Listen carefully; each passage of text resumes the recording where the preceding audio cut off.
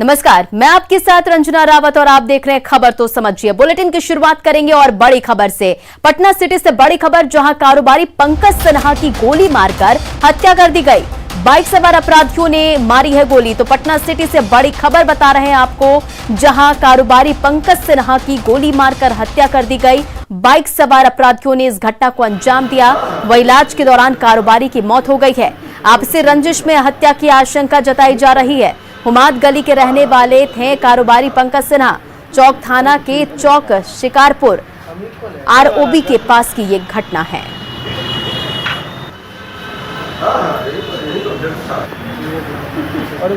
Big बाजार के पास एक व्यक्ति है पंकज कुमार सिन्हा, उनकी दो अज्ञात लोगों के द्वारा गोली मार कर हत्या कर दी गई।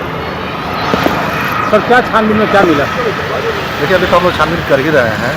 वहाँ पे उनका एक दोस्त है मिराज, उसी के साथ था वहाँ पर। तो अभी हम लोग समझ आएंगे, उसे खंगाल रहे हैं कि कौन कौन था, क्या था, किसके द्वारा उसने मारा। क्या लूट उट का भी मामला आ सकता है? मामला नहीं है, कुछ झगड़ा था, आपसी झगड़ा को लेकर। पटना में जमीन विवाद में दो लोगों की गोली मारकर हत्या कर दी गई। निशांत सिंह रणावत और शुभम पाठक को गोली लगी है। घटना कदम कुआं के मछली गली की है। आरोपियों की पहचान भी कर ली गई है। गिरफ्तारी के लिए पुलिस छापेमारी कर रही है। जानकारी दे रहे हैं संवाददाता शैलेंद्र कुमार।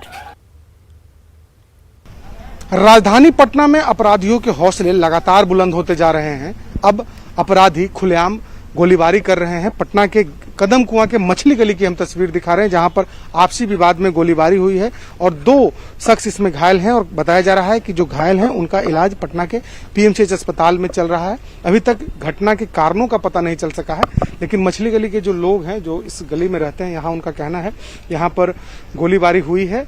और ये इनका जो यहाँ पर जो लोग मौजूद हैं, उनका कहना है कि आपसी विवाद और साथ साथ जो ये भूमि विवाद है वो भी एक कारण है गोलीबारी का। क्या हुआ था और कितने बजे की घटना? 4 बजे के लगभग घटना है। 4 बजे के लगभग घटना है। क्या हुआ था? 10-20 को गुंडे आए और लेबर सब काम कर रहा था, नीचे तोड़ रहा था। गोली चलाया, काम साला बंद करो बंद करो बंद करो। गोली चलाया, चला गया। हम इस मकान में, ब्रजमोहन शर्मा हमारा नाम है, 40 बरस से हम रह रहे हैं एज ए केयर टेकर इस मकान के। हमको टाइटल सूट नंबर 2/2007। क्या भूमि विवाद का मामला था कि आपसी झगड़ा है? भूमि विवाद का मामला है। समूचे सरकार कहती है कि बिकता नहीं है और ये सारा बेचा जा रहा है। और स्थानीय लोग, उनका कहना है कि भूमि विवाद का मामला है, लेकिन फिलहाल इस पूरे मामले पर अभी पुलिस कुछ भी कहने को तैयार नहीं है। और घटना के पीछे की जो मूल वजह है वो भी अभी तक बताया नहीं जा रहा, लेकिन इतनी जानकारी जरूर मिली है कि 2 व्यक्ति इस घटना में घायल हुए हैं और घायलों का इलाज पटना के पीएमसीएच अस्पताल में चल रहा है। इस पूरे मामले के लिए पुलिस लगातार छापेमारी कर रही है, छानबीन जारी है। देखना होगा कि इस पूरे मामले में क्या कुछ निकल करके सामने आता है, लेकिन इतना कहा जा सकता है कि जिस तरीके से घटनाएं घट रही हैं पटना शहर में और जो अपराधी हैं वो लगातार पुलिस को चुनौती देते नजर आ रहे हैं। शैलेंद्र, न्यूज़ 18 पटना। चलिए अब इस खबर को समझिए। राजधानी पटना में वारदात का होना पुलिस पर सवाल खड़े करता है। ये कोई 1-2 वारदात नहीं, ये घटना लगातार हो रही और अपराधी लगातार पुलिस को चुनौती दे रहे हैं। मतलब राजधानी की पुलिस चौकस नहीं है। 16 जुलाई को मोकामा में रेलवे के जूनियर इंजीनियर की गोली मारकर हत्या कर दी गई थी। 6 जुलाई को पटना सिटी में 2 लोगों की हत्या की गई थी। वहीं 10 जुलाई को पटना में प्रॉपर्टी डीलर की गोली मारकर हत्या हुई थी। 24 अप्रैल को दिन दहाड़े दवा कारोबारी की गोली मार दी गई थी। और आज फिर एक कारोबारी की मर्डर पुलिस की कार्यशैली पर बड़ा सवाल खड़ा करता है। चले बढ़ते अपनी अगली खबर की ओर। कोरोना काल में ऑक्सीजन से किसी की मौत नहीं होने के केंद्र सरकार के दावे के बाद सियासत तेज हो गई है। बिहार के स्वास्थ्य मंत्री मंगल पांडे ने भी दावा किया है कि बिहार में किसी भी मरीज की मौत ऑक्सीजन की कमी के कारण नहीं हुई है, जिस पर विपक्ष कई सवाल खड़े कर रहा है। कौन करता है? स्टेट करता है। आंकड़ा तय कौन करता है? स्टेट करता है। उसको ही रजिस्ट्रेशन करना होता है, उसको डालना होता है। यहां तो किसी ने मना नहीं किया है। मोदी जी ने तो कहा कि कोई बैकलॉग है तो भी डाल दीजिए। क्यों छुपाए? और छुपाने का कारण भी क्यों है? उसके लिए कोई स्टेट से कम आंकड़ा आया तो कोई उसके लिए उसकी रिस्पॉन्सिबिलिटी फिक्स हो गई, ऐसा तो नहीं है। कोरोना काल में ऑक्सीजन से किसी की मौत नहीं होने के केंद्र सरकार के दावे के बाद अब बिहार सरकार ने भी दावा ठोक दिया है कि राज्य में किसी भी मरीज की मौत ऑक्सीजन की कमी की वजह से नहीं हुई। पूरे कोरोना काल में ऐसा कोई सरकारी या प्राइवेट अस्पताल नहीं है जहां ऑक्सीजन की घोर किल्लत हुई। वक्त रहते सरकार ने तैयारी पुख्ता कर दी। जहां भी कोई कठिनाई परेशानी आप लोगों के द्वारा भी बताई जाती थी, तुरंत उसको हम लोग दूर करते थे, तुरंत उन व्यवस्थाओं को ठीक करते थे। लेकिन कहीं भी हमारे किसी सरकारी अस्पताल या प्राइवेट अस्पताल में बेड पर ऑक्सीजन की कमी नहीं हुई। इसके गवाह आप लोग भी हैं। यदि ऐसा घटना किसी अस्पताल के बेड पे हुआ होता, आप लोग उस वक्त कई चीज मुझे बताते।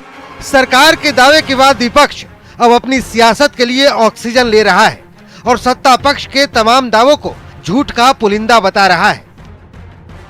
हम ऐसा कैसे मान लें कि कोरोना से देश में एक भी मौत नहीं है? लगातार लोगों की मौत हो रही है। सरकार इस चीज को छुपाने का काम कर रही है और छुपाने से छिपता नहीं है। जनता भली भांति जानती है कि किस तरीके से बिहार की तमाम जनता के साथ, खासकर युवाओं के साथ, नौजवानों के साथ किस तरीके से वो लोग ठगा महसूस कर रहे हैं। केंद्र सरकार का गैर जिम्मेदाराना बयान कि ऑक्सीजन के अभाव में कोरोना काल में कोई मौत नहीं हुई। आखिर ऑक्सीजन का अभाव नहीं था तो कोरोना काल में विदेश से ऑक्सीजन क्यों मंगाए? अगर ऑक्सीजन का अभाव नहीं था तो देश में 500 ऑक्सीजन प्लांट बैठाने की बात क्यों की? और माननीय न्यायालय और माननीय कई मंत्रियों, कई राज्य सरकारों ने इस बात को स्वीकार की। दरअसल मंगलवार को मोदी सरकार ने राज्यसभा में बताया था कि दूसरी लहर के दौरान ऑक्सीजन की कमी से किसी की मौत की जानकारी राज्यों ने नहीं दी, जिसके बाद विपक्ष की सियासत का जोश हाई है। न्यूज़ 18 के लिए पटना से रवि एस नारायण की रिपोर्ट। खबर तो समझिए, ऑक्सीजन की कमी से नो डेथ। इसको लेकर पक्ष और विपक्ष का वार पलटवार जारी है। स्वास्थ्य व्यवस्था राज्यों का विषय है। राज्यों की ओर से कोविड से हुई मौत की सूचना दी जाती है। केंद्र सरकार का काम सिर्फ डेटा को राज्यों से इकट्ठा करके पब्लिश करने का है। किसी राज्य में ऑक्सीजन की कमी से किसी मौत की सूचना नहीं दी गई। जब राज्यों ने ही आंकड़ा नहीं दिया तो केंद्र कैसे जारी करेगी? बिहार में भी एक भी मरीज की मौत ऑक्सीजन की कमी से नहीं हुई है। बिहार के स्वास्थ्य मंत्री मंगल पांडे ने भी एक भी मौत नहीं होने का दावा किया है। कोरोना से मौत के आंकड़े को खारिज नहीं किया जा सकता, लेकिन कोरोना से मौत वजह ऑक्सीजन नहीं है। डेटा से छेड़छाड़ की बात को मनसुख मांडविया ने संसद में खारिज किया है। चले बढ़ते अपने अगली खबर की ओर और अब बात संघ प्रमुख मोहन भागवत की। सीएए एनआरसी को लेकर संघ प्रमुख मोहन भागवत ने बड़ा बयान दिया है। मोहन भागवत ने कहा कि ये भारतीय नागरिकों के खिलाफ बनाया गया कानून नहीं है और इससे भारत के मुस्लिम नागरिकों को कोई नुकसान नहीं होगा। पहले वो बयान सुनिए, फिर खबर को समझेंगे। अब सीएए एनआरसी ये किसी भारत के नागरिक के विरुद्ध बनाया हुआ कानून नहीं है। भारत के नागरिक मुसलमान को सीएए से कुछ नुकसान नहीं पहुंचने वाला। खबर तो समझिए, दरअसल सीएए एनआरसी को लेकर भ्रम फैलाया जा रहा है। लोगों को गुमराह करने की कोशिश हो रही है। इसलिए भागवत ने कहा कि एनआरसी या जानने का एक तरीका है कि हमारे देश का नागरिक कौन है। एनआरसी का मकसद भारत में बसे घुसपैठियों को बाहर निकालना है। ये सरकार ये स्पष्ट कर चुकी है कि एनआरसी का भारत के किसी भी धर्म के नागरिकों से कोई लेना देना नहीं है। इसका मकसद केवल भारत से अवैध घुसपैठियों को बाहर निकालना है। चलिए बढ़ते अपनी अगली खबर की ओर।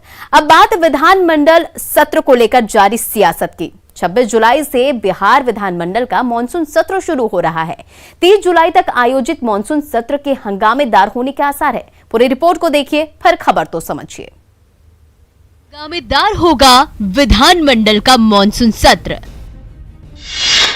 मुद्दों पर सरकार को घेरने को तैयार विपक्ष। विधानमंडल के मानसून सत्र को लेकर विपक्ष तैयार है।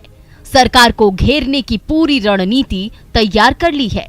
इस बार मानसून सत्र में लॉ एंड ऑर्डर, बाढ़, सुखाड़, कोरोना, टीकाकरण, जल जमाव, बजट सत्र के दौरान मारपीट, अफसरशाही जैसे मुद्दे हावी रहेंगे। विपक्ष का साफ साफ कहना है कि सरकार को हर मुद्दे पर जवाब देना होगा, नहीं तो हंगामा होगा। देखिए, सबसे बड़ा चीज़ है कि महिलाओं का सुरक्षा, बेरोजगारी, महंगाई और कोरोना काल में जो लूट हुआ है सरकारी तंत्र के द्वारा, उस पर हम लोग सरकार को घेरने का काम करेंगे। विधायकों को जो सुरक्षा नहीं मिला, विधायकों को उनका सम्मान वापस नहीं लौटा। 26 तारीख को ही कांग्रेस विधायक दल की बैठक भी बुलाई गई है। उसमें हम दोनों सदन के लिए अलग अलग रणनीति तय करेंगे कि विधानसभा में कौन से मुद्दे उठाए जाएंगे और परिषद में कौन से मुद्दे उठाए जाएंगे। लेकिन इतना अवश्य है कि हम सरकार को घेरेंगे, उनसे जवाब लेंगे और उनकी विफलताओं को उजागर करने का काम करेंगे। सत्र को लेकर सरकार तैयार, हर सवाल का मिलेगा जवाब। मॉनसून सत्र को लेकर सरकार तैयार है। सत्ता पक्ष का कहना है कि विपक्ष को मर्यादा में रहकर पूछे गए उसके हर सवाल का जवाब मिलेगा। पूरी तरह से तार्किक बहस के लिए कभी तैयार नहीं रहा। उनका मकसद हुड़दंग और हंगामा करना है, जो अभी दिख भी रहा है। मैं तो तेजस्वी यादव जी से कहूँगा कि अगर आप सार्थक बहस चाहते हैं तो सदन के पटल पर सरकार हर विषय का जवाब देने को तैयार है। पॉजिटिव पॉलिटिक्स के तहत विपक्ष के द्वारा एक एक सवाल का जवाब सरकार देगी। हम हर एक योजनाओं को डाटा के साथ तमाम वो काम जो किए हैं हम जनता तक पहुंचाएंगे और विपक्ष के जवाब को भी करारा रूप से देंगे।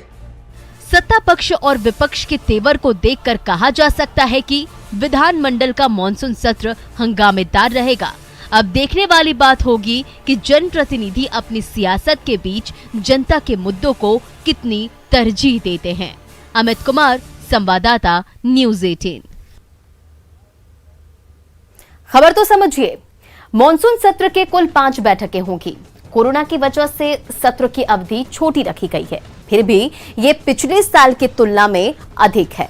और 2020 में मॉनसून सत्र में सिर्फ 1 बैठक हुई थी और 26 जुलाई को अध्यादेशों की प्रांतियां सदन पटल पर रखी जाएंगी। 2020-21 का प्रथम अनुपूरक का लेखा जोखा पेश किया जाएगा।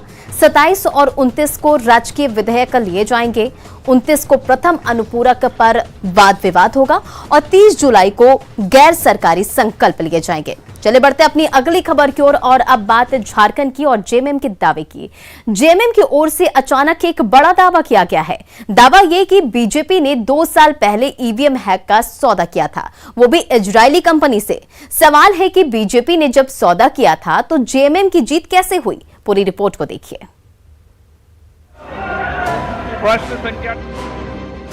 मॉनसून सत्र के शुरू होते ही जासूसी कांड का जिन्न बाहर आया, लेकिन झारखंड की हेमंत सरकार तो एक कदम आगे ही निकल गई। झारखंड मुक्ति मोर्चा की ओर से दावा किया गया है कि बीजेपी ने 2019 में दुबई के अल बुर्ज खलीफा होटल में ईवीएम हैक करने का सौदा किया था। सुनिए जेएमएम के केंद्रीय महासचिव सुप्रियो भट्टाचार्य का हैरान करने वाला ये दावा। हम लोगों के पास में कुछ सूचनाएं हैं जो समय आने पर हम लोग सार्वजनिक करेंगे कि भारतीय जनता पार्टी के शीर्ष नेता और चुनाव प्रबंधक लोग दुबई के अल बुर्ज खलीफा होटल में रहे थे। उस वक्त भी इजराइल की एक कंपनी इसी तरह की उनके साथ उनका सौदा हुआ था और ईवीएम को हैक करने का सौदा हुआ था। सुना आपने, ये दावा इसलिए हैरान करता है क्योंकि 2019 के विधानसभा चुनाव में झारखंड मुक्ति मोर्चा और उसके गठबंधन को जीत मिली थी। बावजूद इसके ईवीएम का ये राग सियासत की समझ से परे है। झारखंड मुक्ति मोर्चा के नेता बेबुनियाद आरोप लगाने के लिए एक्सपर्ट माने जाते हैं। अब इन्होंने आरोप लगा दिया कि ईवीएम की हैकिंग हुई थी। अब इन्हें बताना चाहिए कि 2019 के चुनाव में हमने प्रचंड बहुमत हासिल किया था लोकसभा में। उसी वर्ष दिसंबर में इन्होंने बड़ा बहुमत हासिल किया विधानसभा के चुनाव में। तो क्या उस समय भी ईवीएम की हैकिंग हुई थी दुबई में इजराइल की कंपनी से, जिसमें इनकी जीत मिली थी? बीजेपी की माने तो जनता के भरोसे को चकनाचूर करने वाला जेएमएम अब झूठ की नैया पर सवार होकर हकीकत से मुंह चुराने की कोशिश में जुटा है। न्यूज़ 18 के लिए रांची से ओम प्रकाश और निरंजन कुमार की रिपोर्ट। खबर तो समझिए और जेएमएम के किए गए दावों को समझिए। सियासत में टाइमिंग खास अहमियत है और मॉनसून सत्र से पहले जासूसी कांड का मुद्दा उछालना जनता के साथ छल है। सत्र का 2 दिन हंगामे की भेंट चढ़ चुका है। इसी बीच झारखंड में जेएमएम ने अचानक ईवीएम का राग अलापा है। 2019 की बात का हवाला 2021 में दिया जा रहा है। सवाल है कि ईवीएम हैक का सौदा हुआ तो जेएमएम को जीत कैसे मिली? चुनाव में जेएमएम को 30 सीटें हासिल हुई थी, जबकि बीजेपी को 25 ही सीटें मिली थी। मतलब 2014 के मुकाबले बीजेपी को 12 सीटें कम मिली थी। जाहिर है जेएमएम जनता का ध्यान भटकाने की कोशिश कर रही है। क्या मुद्दों से ध्यान भटकाने का ये नया हथकंडा है? चले बढ़ते हैं अपनी अगली खबर की ओर। अब बात न्यूज 18 की खबर का एक बड़ा असर का। एक बार फिर से न्यूज 18 की खबर का बड़ा असर हुआ है। 9 जुलाई से मोतिहारी बाल सुधार गृह में कैद 3 बेटियों और पीड़ित परिवारों का दर्द दूर हो चुका है। बिहार सरकार के समाज कल्याण मंत्री ने कल तक बेटियों को किसी भी सूरत में घर पहुंचाने का निर्देश दे दिया है। पूरी रिपोर्ट देखिए।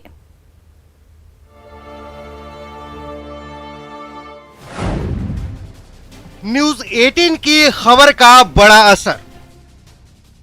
न्यूज 18 को कहना चाहिए जो उनके धन्यवाद है जो हमारा बेटी हमारा घर चली आई। दूर हुआ बेटियों का दर्द। अब तो खुशी हो रहा है कि बच्ची आ जाएगी हमारी। इतना दिन से तो हम लोग 10 दिन से बहुत परेशान थे। शासन से परिवार तक न्यूज 18 को थैंक्स। धन्यवाद देते हैं न्यूज 18 की, जो हम लोग को इतना मदद भरपूर करने के लिए धन्यवाद देते हैं। हम धन्यवाद देंगे आपके न्यूज 18 को, जिनके माध्यम से हमको यह जानकारी हुई। हर बार की तरह एक बार फिर न्यूज 18 ने सोए हुए प्रशासन की जवाबदेही को जगाया और एक मजबूर परिवार को उनकी बेटियों से मिलाया। बिलखते हुए जिन आंखों के आंसू सूख चुके थे, अब उन आंखों में खुशी के आंसू हैं। खुशी महसूस कर खुशी है, हाँ खुशी है। बच्ची मिल जाएगी तो खुशी नहीं रहेगी। 10 दिन से बच्ची कहाँ रहती, कब क्या खाती थी, क्या पीती थी। आपके जो आंसू हैं वो खुशी के हैं या गम के हैं? अब जो आप रो रही हैं वो खुशी के? खुशी के हैं कि भाई बच्ची मिल गई, बच्ची सुरक्षित घर आ जाएगी। न्यूज 18 को कहना चाहिए जो उनके धन्यवाद है जो हमारा बेटी हमारा घर चली आई। दरअसल ये 3 लड़कियां जिनकी तस्वीर हम आपको साफ साफ नहीं दिखा सकते, ये तीनों 9 जुलाई को दरभंगा के पोखराम गांव से कोचिंग के बहाने घर से निकली थी। तीनों समस्तीपुर की जगह रक्सौल वाली डेमू ट्रेन में बैठकर रक्सौल चली गई। जीआरपी ने चाइल्ड लाइन की मदद से तीनों को मोतिहारी बालिका सुधार गृह भेज दिया। बाद में रक्सौल से तीनों लड़कियों की तस्वीर मिलने से पहचान की गई, जिसके बाद परिजन मोतिहारी बाल सुधार गृह पहुंचे, लेकिन बाल सुधार गृह ने तीनों लड़कियों को परिजनों को सौंपने से इनकार कर दिया। मोतिहारी और दरभंगा के सुधार गृह की जिद के भंवर में बेटियां फंस गईं, जिसके बाद न्यूज 18 ने मुहिम चलाई और ये मुहिम रंग लाई। लापरवाही तो विभाग में हुई है, जिसके लिए हमने पहले ही कह दिया है और कि इसको जांच कर ले कि क्यों जो है सो इसमें जो है सो 1 सप्ताह लगा।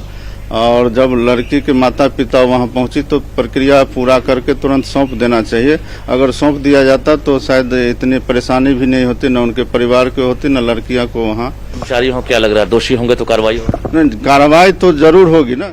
जाहिर है हमेशा की तरह एक बार फिर न्यूज 18 ने दरभंगा की बेटियों के लिए मुहिम चलाई और प्रशासन तक पीड़ित परिवार की आवाज पहुंचाई, जिसका असर ये हुआ कि बेटियों को परिवार का साथ मिला और परिवार को बेटियों का।